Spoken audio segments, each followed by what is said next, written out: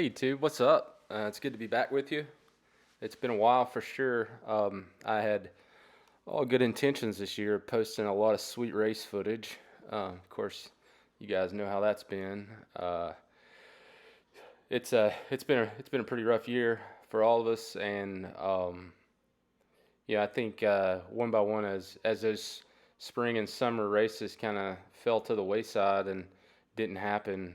Um, I took some time off later in the summer, probably like 6 to 8 weeks, where we just went out with the family, did a lot of camping. I carried my bike, but mostly just rode around for fun and did that for a while. And then somewhere around the beginning of August, really started kind of getting back in the swing of things. So that's kind of where I'm at, just sort of building back up to probably, trying to get back to where I was before I had stopped.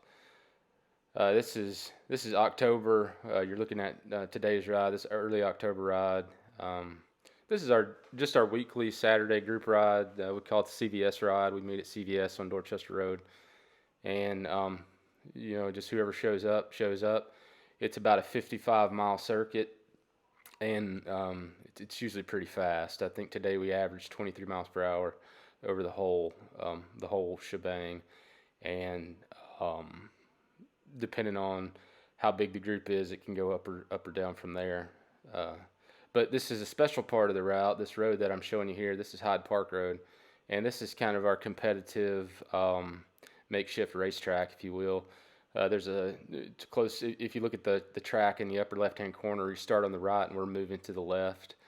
Somewhere down the left end of that line, you'll see a stop ahead sign, and that's our finish line. And we just enjoy the competitiveness. I'm the kind of guy who I need to be competitive to be motivated, and really appreciate the fact that there's uh, a group like this to ride with, and they're as competitive as I am, and enjoy this kind of thing. So yeah, it's really good to just get out and crank up the speed a little bit. And thought I'd take you guys along for the ride. Just as a side note, I know if the guys that were on the ride probably saw I had a rear camera. Apparently, when I went to hit record on the rear camera, I must have not have pressed the button well enough. So you won't get to see the pain in the faces of those guys who are behind me. But no, uh, you'll just have to use your imagination for that. I do have a power meter. You can see the power there in the lower part of your picture. My functional threshold power is 315 watts currently, and my goal. This is about 30 miles into the ride when we start this race section, and my goal pretty much all day was, even when I was doing my pulls, was to stay at threshold while I was doing 3-minute pulls, and then staying below threshold while I was not on the front. So that was kind of how I had paced myself to be able to have a little bit of spring in my legs when we got here. And yeah, it was a good group. We had eight guys show up today, and I'll just take you through a little bit of the action as far as what happened um, as we went down the road. So you can see we're a little over a quarter of the way. The pace starts off. It's kind of like a ramp. It starts off usually pretty reasonable, but the further you get down the road, the more it cranks up. And so you can see we're already up to 27 miles per hour. I'll also mention my heart rate is shown in the lower right hand corner of the screen, and it's sitting at 154 currently, which is really good for me. Threshold heart rate is about 178, and it doesn't go a lot higher than that. So I'm pretty much pegged out when I get to 178. Just talk about the guy in the black kit there. That's just peeled off the front. That's Gene. Gene has been riding the CVS group for years, and then I guess he took some time off. I've been riding for a few years and hadn't seen him, so he's back now riding regularly, and he's super fast. You'll see when we get to the sprint, he unleashes a sprint. Well, I don't want to talk about it till we get there, but very very impressive sprint coming from Gene.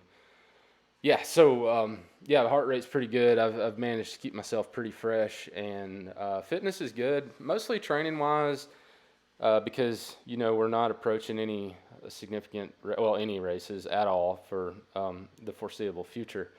I've mostly been doing lower intensity stuff, zone two, zone one, and sweet spot training through the week. And then I have like a couple of big intensity days.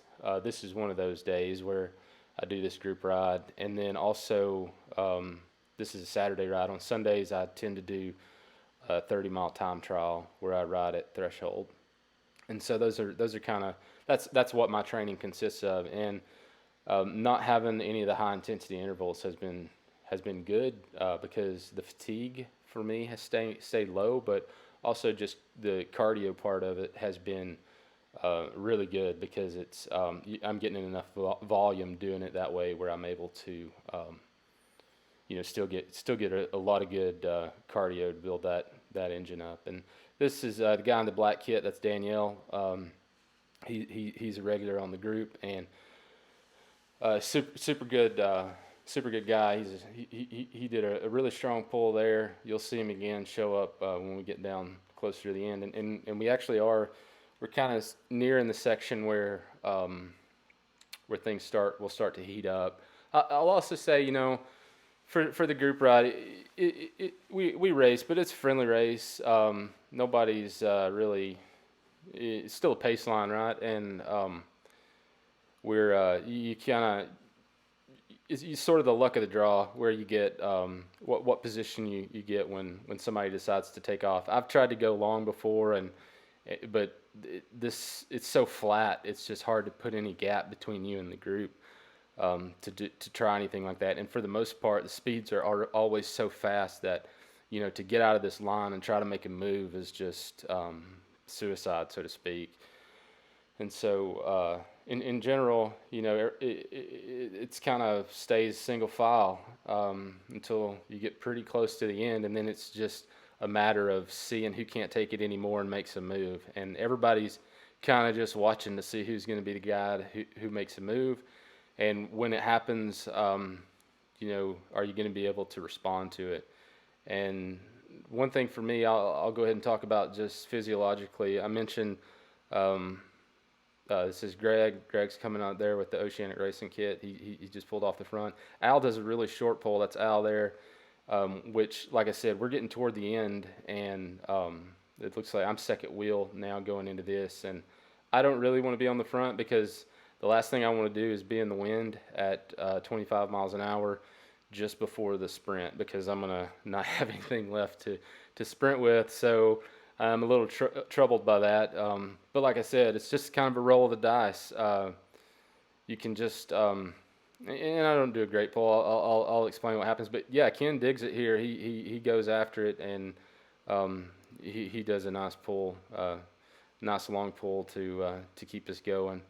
And it would be nice to have the rear camera because you'd see kind of the group behind. But you got 6 bikes, and then what happens here is Danielle comes along the outside, and I just decide to go ahead and grab his wheel because I know Danielle is he's good for a long dig, and for all I know, he's got ambitions to take us all the way home. And so when he comes around, I just jumped on his wheel.